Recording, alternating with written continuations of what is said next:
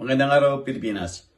Malugod na tinanggap ni Philippine Ambassador Manuel Jose Romualdez sa Washington, D.C. sa Amerika ang masiglang interes sa pagpapalakas ng bilateral na kooperasyon sa agrikultura sa pagbisita ni Nebraska Governor Jim Phelan bilang paghahanda sa pagtungo ng isang trade delegation na pamumunuan ng gobernador sa Pilipinas sa darating na Hulyo 25 hanggang 30 ng taong kasalukuyan.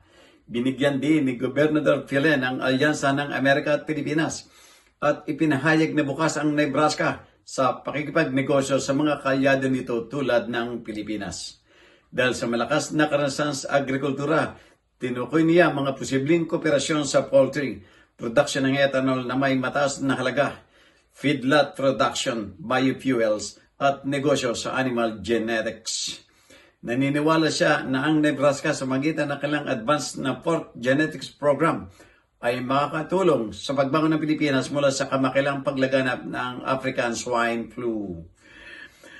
Sinabi ni Ambassador Romualdez na ang matatag na sektor ng agrikultura, kakibat ang matatag na programa sa turismo sa pakipagtulungan, ay may malaking potensyal na mapabuti mga sektor ng ekonomiya sa bansa para sa kapakinabangan ng Amerika at Pilipinas.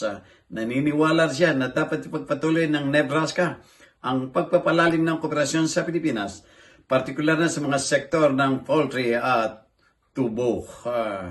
Para sa journalnews.com.ph, Jojo Cesar Machambol, People's Tonight.